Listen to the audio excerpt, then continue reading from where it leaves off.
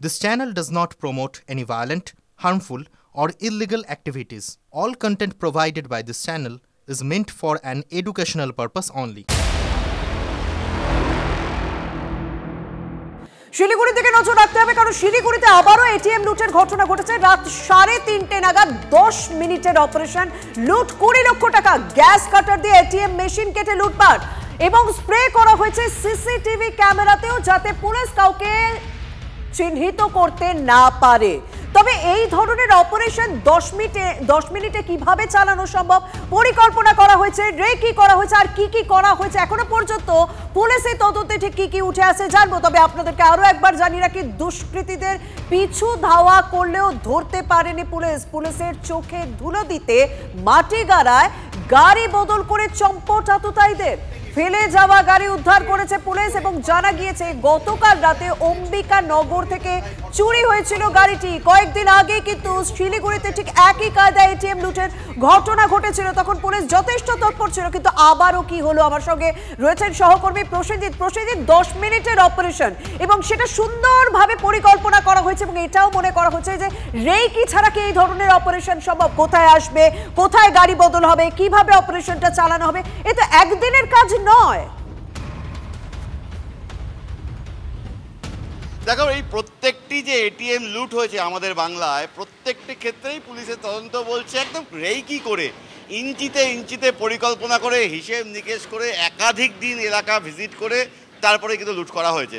একদম নিখুঁত সফল অপারেশন, যে কোনো সিনেমার চিত্রনাট্যকেও হার মানায়। এক্ষেত্রেও গতকাল যে লুটটা হলো, রাত 3:30 নাগাদ, 3:14 নাগাদ প্রথমে গাড়িটা আসে। গাড়িটা এসে এটিএমটা কাটার চেষ্টা করে, এটিএম কাটতে গিয়ে গ্যাস কাটারের জেরে ওখানে আগুন লেগে যায়। তখন কিছু টাকা নিয়ে ওরা পালাতে যায়, সেই সময় পুলিশ ওদের চেস করে। তাড়াহুড়ার ফলে একজনকে ছেড়েই সেই গাড়ি বেশ কিছুটা এগিয়ে যায়, কিন্তু পুলিশ তাদের ধরে ফেলতে পারে। এই আশঙ্কা থেকে তারা স্পিড বাড়ায়, যেমন একদিকে, তেমনি আরও একটি ইনোভা পুলিশের গাড়ির গতিকে রোধ করতে এই দুটো গাড়ির মাঝখানে গিয়ে ইনোভা সেই গাড়িটি তার গতি স্লো করে দেয়, ফলে অটোমেটিক্যালি তার পিছনে থাকা পুলিশের গতিও স্লো হয়ে যায়। ওই গাড়িটি পালিয়ে যায়।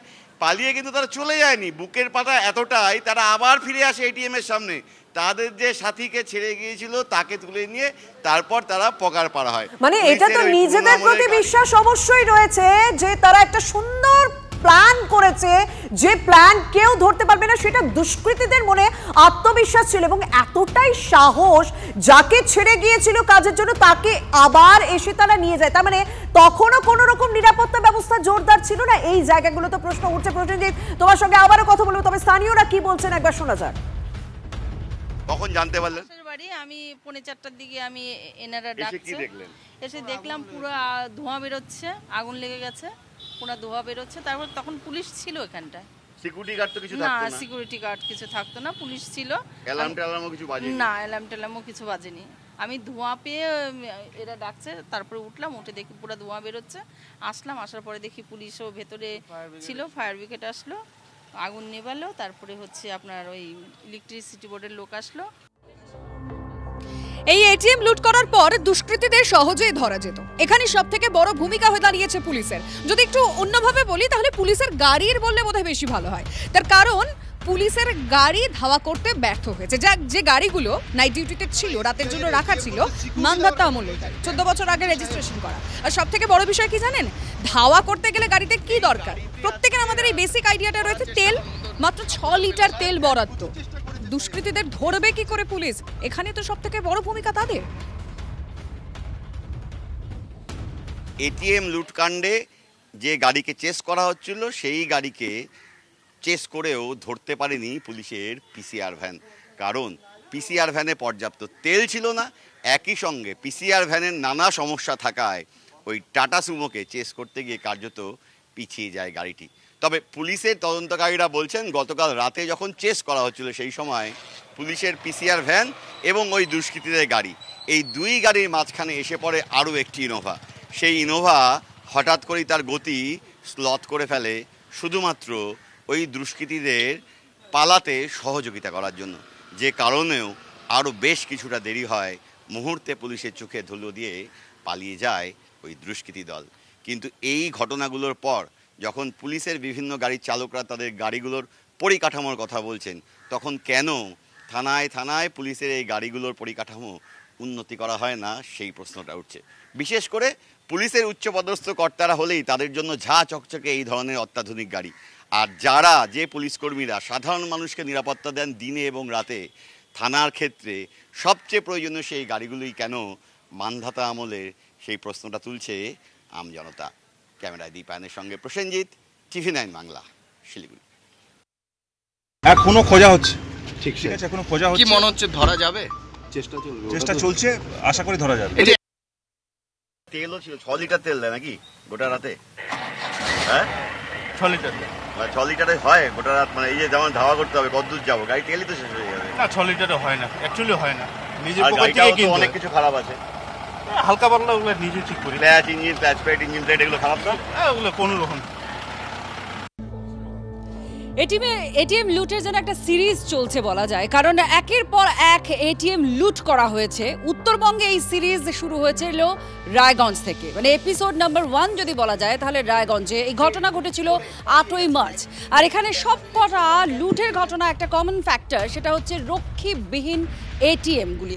যেখানে নিরাপত্তা রক্ষীরা থাকে না সেই সমস্ত এটিএমগুলোই মূলত টার্গেট করা হচ্ছে। 8ই মার্চ লুটপাটের পর থেকেই বন্ধ, কিন্তু যেটা সাধারণ মানুষের মধ্যে আতঙ্ক তৈরি হয়েছে, একের পর এক লুটের ঘটনা ঘটে চলেছে, তারপরেও রক্ষীবিহীন এখনও এটিএম রয়েছে। রায়গঞ্জে আমরা শুরুর দিকে চলে যাই, কারণ এপিসোড যদি 1 ধরা যায় এই সিরিজের, তাহলে রায়গঞ্জ হচ্ছে প্রথম। সেখানকার মানুষজন তারা রীতিমতো ক্ষুব্ধ এবং আতঙ্কিত। হয়তো টাকা লুট হচ্ছে না পকেট থেকে বা অ্যাকাউন্ট থেকে, কিন্তু এটা সাধারণ মানুষেরই টাকা যেটা লুট হয়ে যাচ্ছে। আমাদের সঙ্গে রয়েছেন আমাদের প্রতিনিধি, আরও বিস্তারিতভাবে জানাচ্ছেন রূপক। ঠিক সাধারণ মানুষের কি প্রতিক্রিয়া? কারণ এই উত্তরবঙ্গের রায়গঞ্জ, সেখান থেকেই শুরু হয়েছিল একের পর এক লুটের এই ঘটনা, তারপরেও রক্ষী নেই কেন এই প্রশ্ন উঠছে। কি বলছেন তারা কি দেখতে পাচ্ছেন কোনো বদল?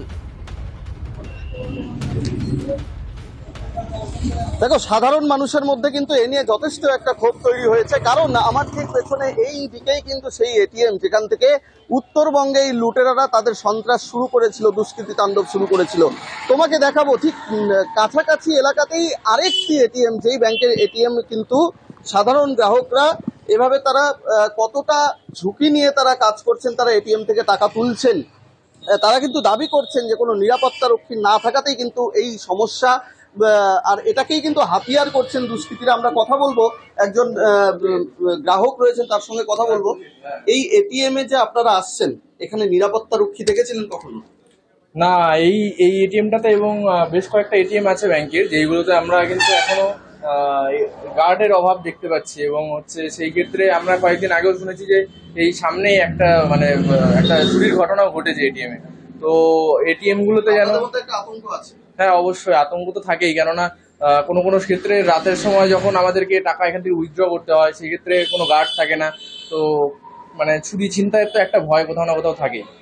দেখো, সবটা মিলিয়ে কিন্তু সাধারণ মানুষ, সাধারণ গ্রাহকরা তারা কিন্তু বলছেন যে এটিএম থেকে দুষ্কৃতীরা টাকা ছিনিয়ে নিয়ে যাচ্ছে, ভল্ট তুলে নিয়ে যাচ্ছে, সেটা যেমন একদিকে রয়েছে, অন্যদিকে কিন্তু তাদের নিজেদেরও একটা নিরাপত্তা তাও কিন্তু নেই।